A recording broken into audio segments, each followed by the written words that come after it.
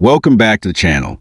In today's video, I'm going to show you how to check your RAM or memory and other system specifications in Windows 10 and Windows 11.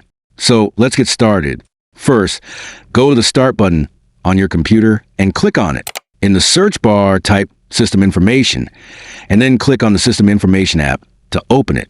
Once the System Information window opens, you'll see a detailed list of your computer specifications. At the top, you can see basic information like your system name, operating system, processor, and system type. Now, if you want to check your RAM, scroll down slowly. Look for the option called Install Physical Memory RAM.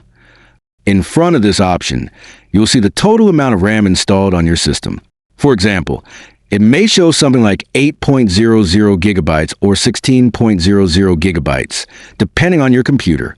If you scroll a little more, you'll also find information about your virtual memory.